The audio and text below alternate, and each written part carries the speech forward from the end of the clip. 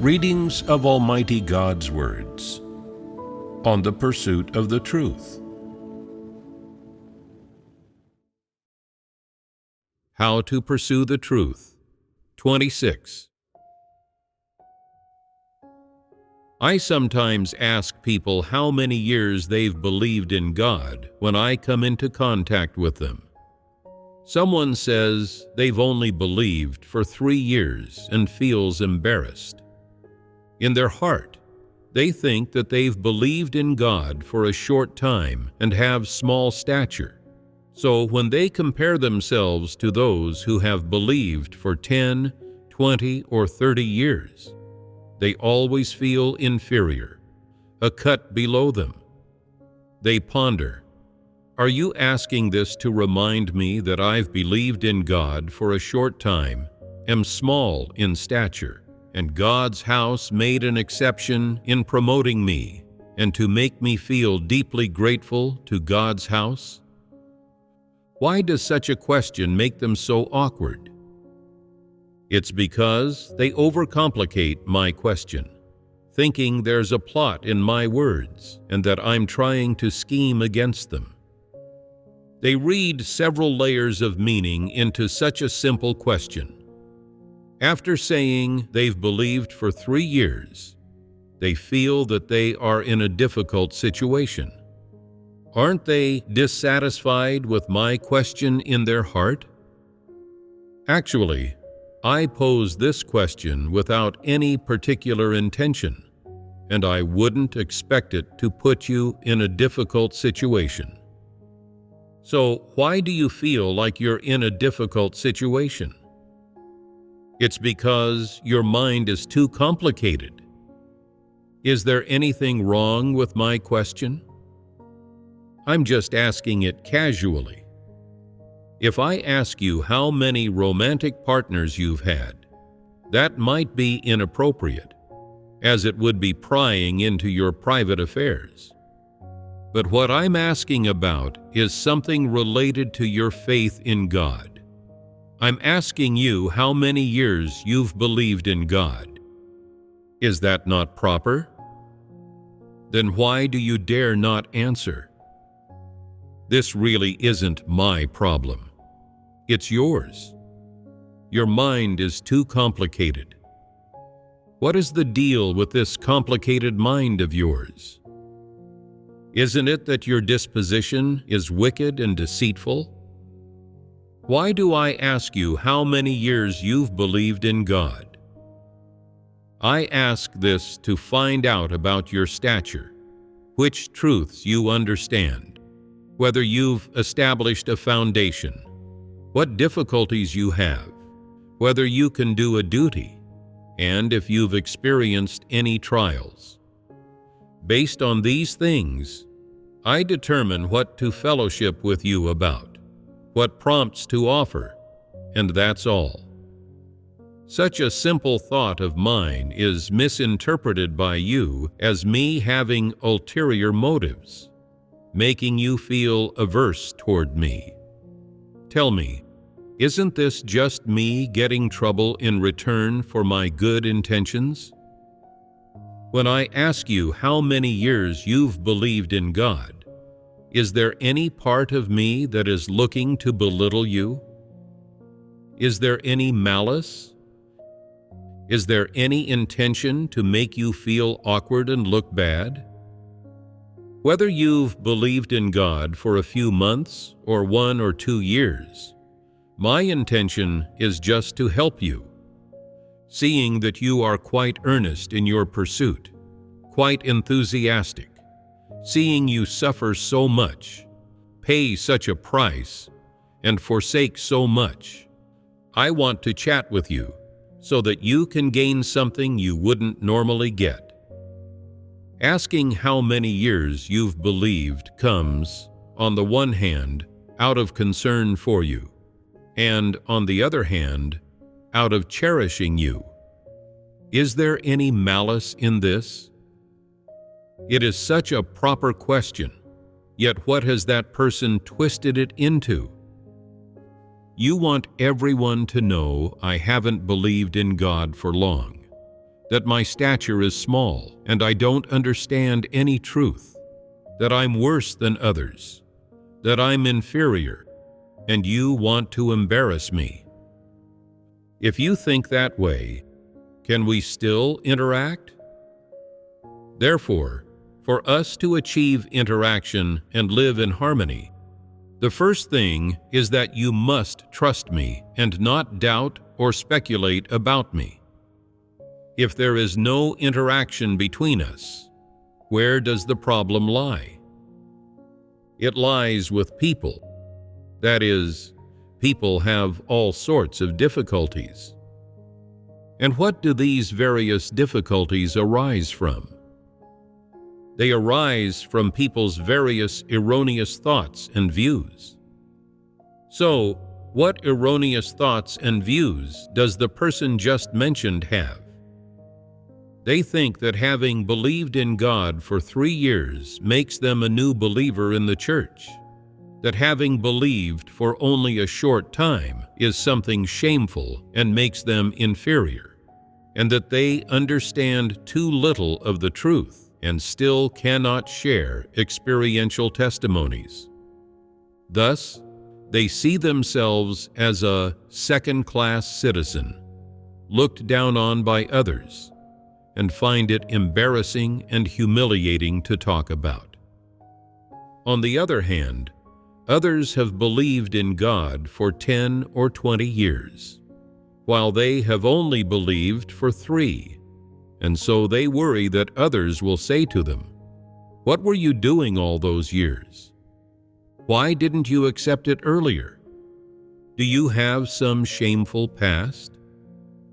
In the eyes of worldly people, great importance is placed on qualifications, experiences, and backgrounds, and they use these to classify people into different ranks. So, what is this person's viewpoint? They also attach great importance to people's backgrounds and experiences. So, in their heart, there are different ranks depending on whether one has believed in God for 3, 5, 10, 20, or 30 years. This ranking makes them feel that their 3 years of faith are a somewhat disgraceful thing in the church, like being a second-class citizen. To them, this is a mark of shame, a humiliation. They view the number of years one has believed in God as very important, and it just so happens that they have only believed for 3 years. If a 0 were added after the 3, making it 30 years of faith, then they would feel this was glorious.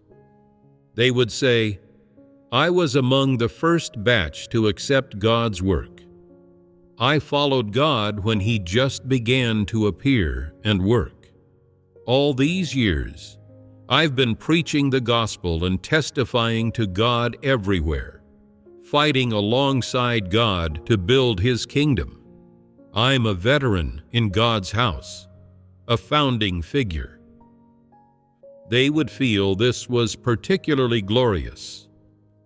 Some people, having just accepted God's work, see that God has expressed so many truths and that there are so many experiential testimonies in God's house, and they feel they started believing in God too late.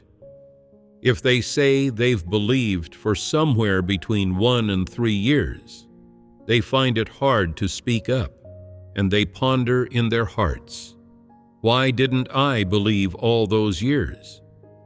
God expressed so many truths. Why didn't I investigate? Who hindered me from believing in God? Who caused me such bitter suffering?"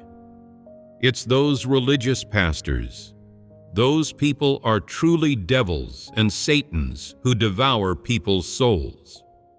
If I can't enter the kingdom of heaven, I'll have to settle with them. Then they think again, it's just my bitter fate. I don't have that blessing. But then they think, no, that's not right. God is almighty. Why didn't God bring me, this lost little sheep, back to His house sooner? And so they shift the blame onto God. Actually, no matter what they think, firstly, their viewpoint on believing for 3 years versus 30 years is incorrect. They use the number of years of faith to rank people, believing that a short period of faith makes one inferior. Having developed this viewpoint, when I ask them how many years they've believed, they are ashamed to speak up. Saying 3 years makes them feel very awkward, very embarrassed, very ashamed, as if their worth and rank are instantly exposed.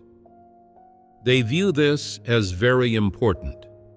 It is this viewpoint that influences their attitude toward my question. Isn't that so? Say their viewpoint was, it's a fact that I've believed in God for 3 years, and with just 3 years of faith, my stature is indeed small. When it comes to many truths, I can't even explain the doctrines clearly. Since God asks me how many years I've believed, I'll just tell the truth. There's nothing to be ashamed of. Before God, everything is open. Everything is laid bare. I'll answer whatever God asks. If they thought this way, it would be simple. It wouldn't involve any identity, status, worth, or rank. They wouldn't be restricted, influenced, controlled, or manipulated by any erroneous thoughts or views. And in the end, they would be able to easily and honestly say, I've believed in God for 3 years. Then I would continue by asking, you've believed in God for 3 years. Are you clear on the truths concerning visions? If it were a person with a complicated mind, they would think, if I say I'm not clear, wouldn't that mean I haven't been attending to my proper work in my faith? Having believed for 3 years and still not being clear on the truths concerning visions, doesn't that mean I haven't been diligently eating and drinking God's words? But if I say I am clear, then God won't fellowship on this topic, and I'll miss this opportunity. If I say I'm not clear, might He fellowship a bit more with me, add a bit more? If I say I am clear, He won't add anything more for me, but maybe He'll think highly of me. You see, they're thinking in a twisted way again, aren't they? Isn't such a person's mind too complicated? Such people are indeed troublesome. No matter who they're talking to, they are always calculating how to answer without losing face or suffering any damage to their interests. Additionally, they are always observing others' attitudes toward them, always calculating how to make others think highly of them and how to elevate their own status. They're always calculating these things, so it's not easy for them to open up in fellowship and speak what's in their hearts. When I ask them, in your faith in God, are you clear on the truths concerning visions? Is there a second layer of meaning to this question? No. Why do I ask this question directly?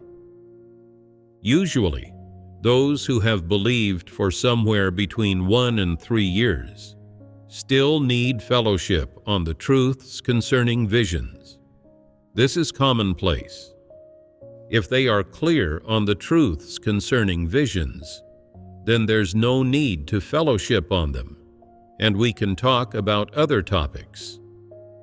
If they say, I'm still not very clear on the truths concerning visions, especially the truth about God's work of judgment to save man, which is too profound, and I still don't understand it. Could you fellowship on it? Then we will have found a common topic, and I will fellowship on it. If everyone hears it one more time, they will gain a bit more, right? Some people don't understand, yet they pretend to. What are you pretending for? You keep pretending, which suggests you understand everything, and that if I say more, it would be superfluous. In that case, I won't say anything, and you won't gain anything. So, no matter what the situation, if you can speak truthfully, without suspicion, without over-interpreting my words, our conversations and communication can reach the level of lively interaction. We can communicate, engage, and interact within normal humanity, discussing topics we all love. Isn't that good? This way, you will make gains. Some people are very calculating. When I ask them if they are clear on the truths concerning visions, they ponder in their hearts. What do you mean by asking this? Are you trying to see if I'm certain about the true way? If I've laid a foundation? Trying to see what my caliber is like? To test my caliber? Then I must say I am clear. So they say, these 3 years, I've constantly been eating and drinking God's words. I've watched many movies from God's house. I often listen to sermons and fellowship, and I often share my own experiential understanding in gatherings. I'm clear on all these truths concerning visions. What is their purpose in saying this? They want to leave a good impression on me, to make me feel their caliber is very good and think highly of them. Do you think I would think highly of them just because they say these few words? Would I think highly of someone so easily? Absolutely not. They misjudged this matter. If you say you are clear on all the truths concerning visions, then let me test you. I'll test you on the truths concerning visions that you often read. Why does God do the work of chastisement and judgment? What is the main effect that chastisement and judgment are intended to achieve? During these 3 years of your faith, have you had any experience of the work of chastisement and judgment? Have you experienced chastisement and judgment even once? When experiencing chastisement and judgment, did you grasp the truth principles? Did you know what God's intentions were? Can you share a specific experience? Most people will just spout some doctrines and cannot share any practical experiential understanding. People are lacking too many things. So when we chat, there are many topics to discuss. But no matter what kind of topic is discussed, fellowship about as much as you know. If you don't know something, just say you don't know. Don't think in a distorted way. Whatever question is posed to you, just answer it. Say what you are thinking in your heart at that moment. Whatever the true situation is, just speak of it truthfully. Don't beat around the bush. Don't embellish. Don't say things that create a false impression just to make yourself look better and package yourself. Don't lie and deceive. These are all things you shouldn't do. So, no matter what question I ask you or what kind of topic I fellowship with you on, say as much as you know. If I find that you don't understand a certain aspect of truth, or that your understanding is doctrinal, or that your comprehension is distorted, and you have erroneous thoughts and views, I will promptly correct, guide, and help you so that you can understand this aspect of truth, have a pure comprehension, and have an accurate path of practice. This way, our fellowship will be effective.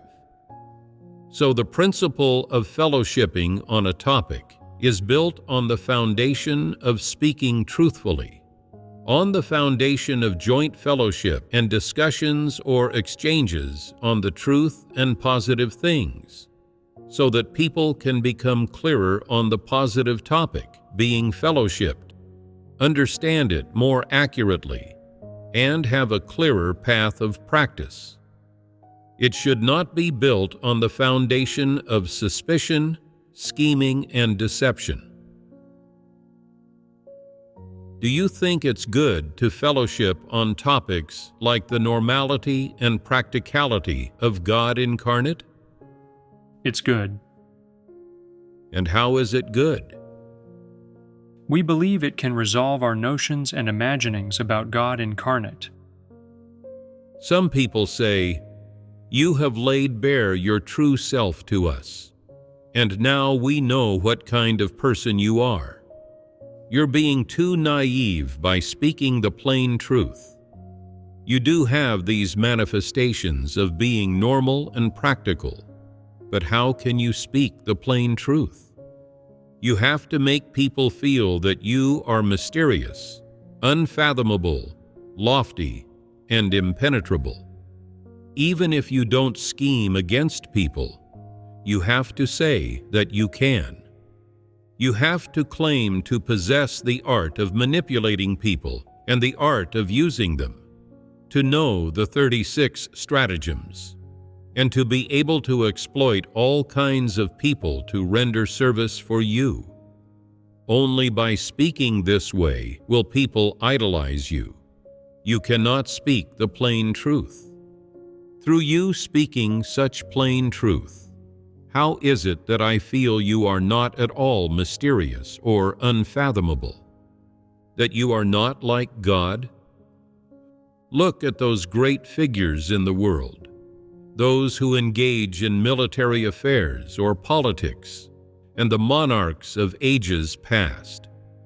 Which of those great figures, those exceptional people, ever spoke the plain truth? Have any of them ever said that they are normal, practical, and ordinary, just a common person? They are desperate for people to think that they are different from the rest, that they were sent from heaven, and that even though they have now become a common person, they are still mysterious and unfathomable, and that they are impenetrable to ordinary people. Only then is it easy to rule people. Those monarchs all possessed the arts of imperial rule, and their ministers and the common people couldn't see through to what kind of people they were. How does that saying go? The emperor's will is hard to fathom, and his command cannot be disobeyed. The officials from the non-believing world all have this kind of mentality. Even a minor division head, section head, or manager has this mentality.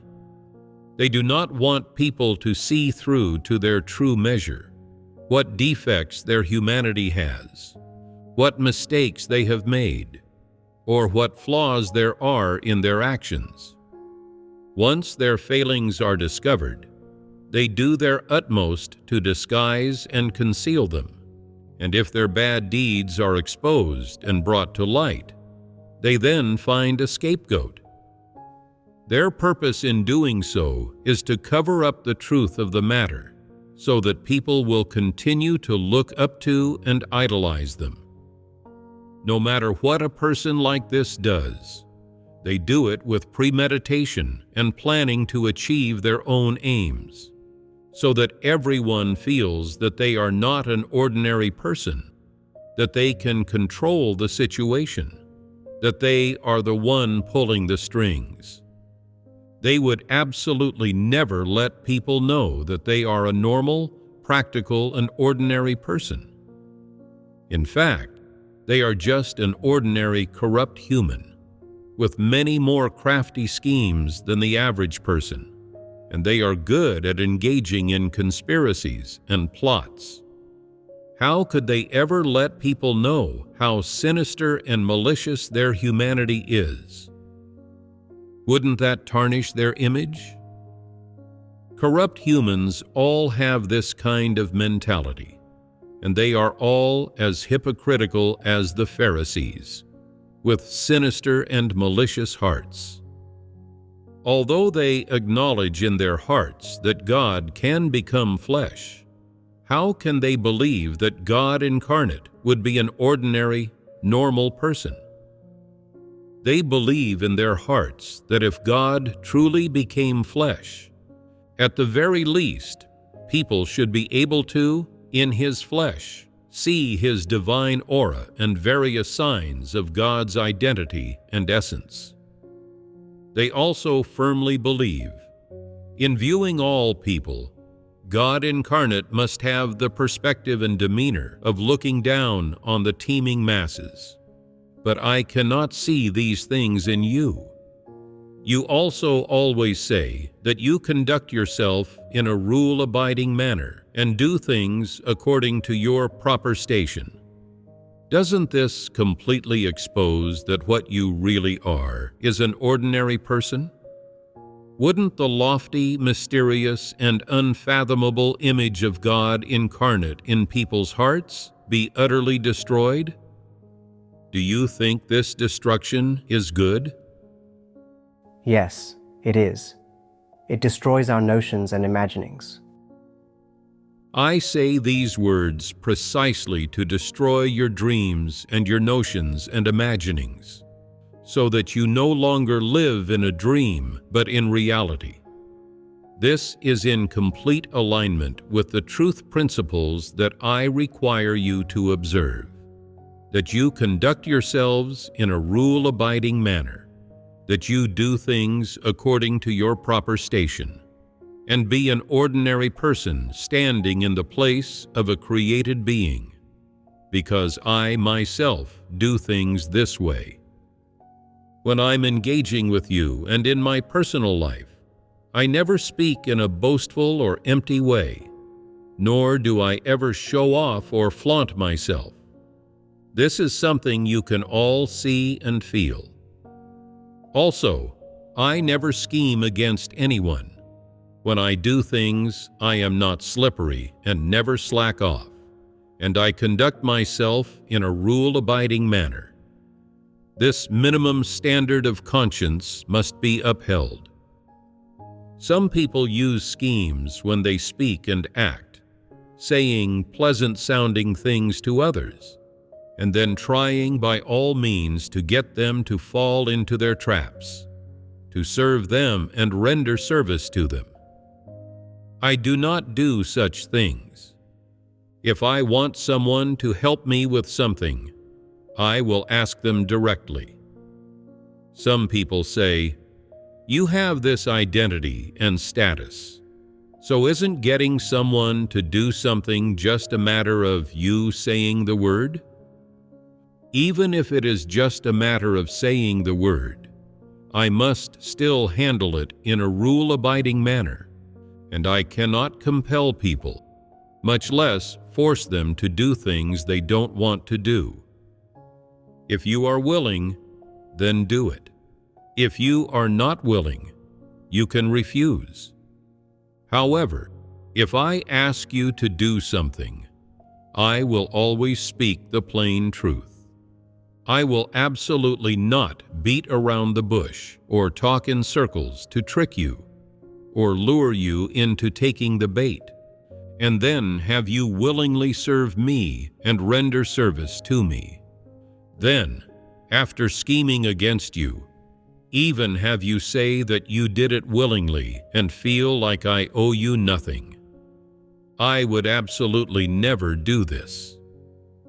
These practices, whether they are what people call the art of using others, rules of the game, tactics for toying with people, or imperial strategies for manipulating others, none of these exist with me.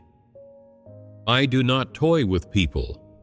Others might, but I will not do so, nor will I imitate or learn from them. I have never read things like The Art of War or the 36 Stratagems, and I will absolutely not engage in feints or call black-white when I speak. When I speak and act, 1 is 1 and 2 is 2. The only exception is when, due to special circumstances, I may phrase things in a wise way, but this is merely out of consideration for people's weaknesses and difficulties and their small stature. It is to protect and cherish them, and there is no malice in it. So this is not scheming either. Perhaps some people may be greatly disappointed, thinking, so it turns out that your heart and mind do not contain the various schemes of the famous and great people of the world. So it turns out that you are this simple. Is it not good to be this simple? Not scheming does not mean I cannot see through people. It does not mean I cannot see through to the substance and essence of things. It does not mean I do not know how to handle all kinds of people, events, and things. Without scheming, I can still apply principles to handle all kinds of people, events, and things appropriately and accurately according to the environment and background, getting them to naturally play their roles and live within their rules and laws under God's sovereignty and arrangements, rather than using tactics, engaging in deception, or toying with people to delude them. The principles by which I do things, the principles by which I handle various problems, and the principles by which I treat all kinds of people, events, and things have all been discussed in my fellowships and sermons over the years. When I speak of these things, I am not shouting slogans. These things come from my thoughts and from my humanity essence, and I also apply my thoughts and views to handle all kinds of people, events, and things. So, when I apply my thoughts and views to handle all kinds of people, events, and things, or handle them according to these principles, would you say the final result is following God's way or rebelling against it? Following God's way. Therefore, no matter how normal, practical, and ordinary, not at all mysterious, I, God incarnate, may seem to people, this will absolutely not affect your understanding of the truth, nor will I lead you astray.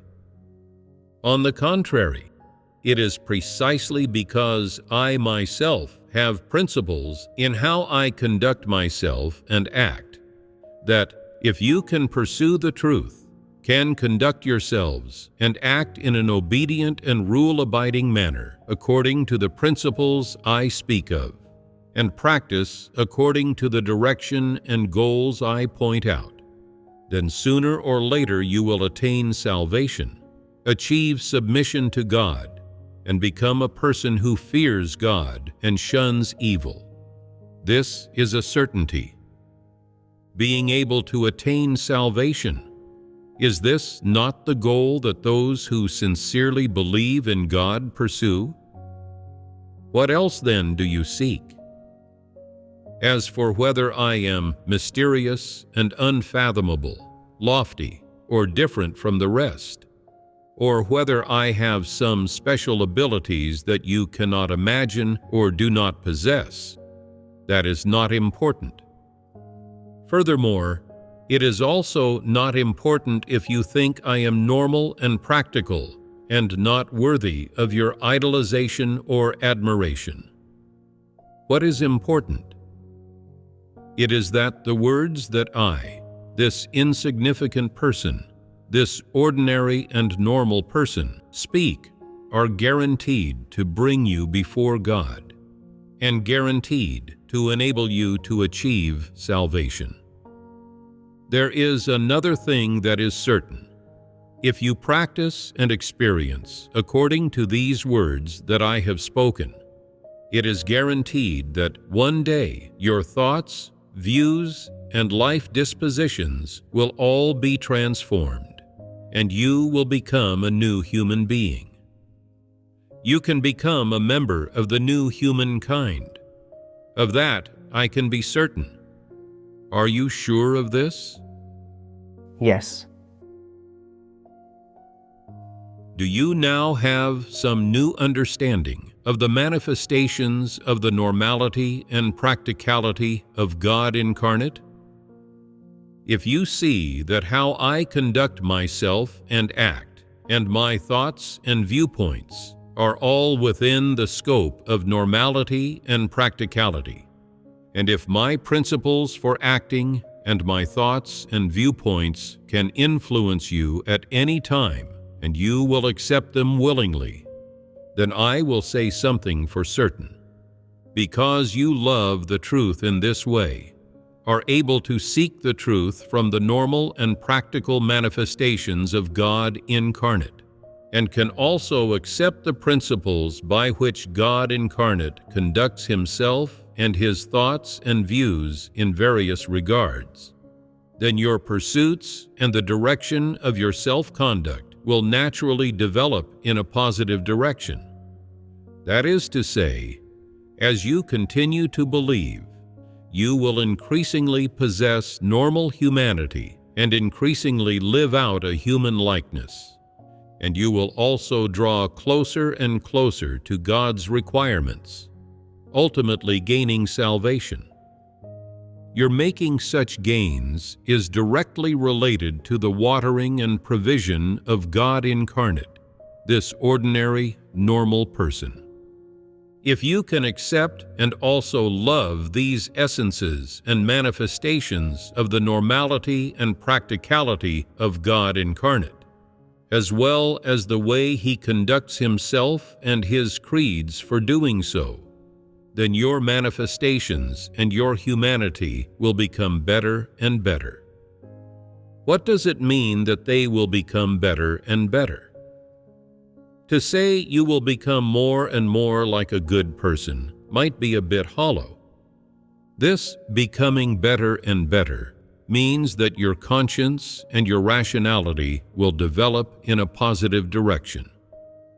However, if you despise or are repulsed by the normality, practicality, and ordinariness of God incarnate, or even discriminate against, do not accept, feel resistant to, and mock it, then it will be very difficult for you to accept all the truths he expresses, and difficult for you to understand the practical significance and influence of the normal humanity he possesses.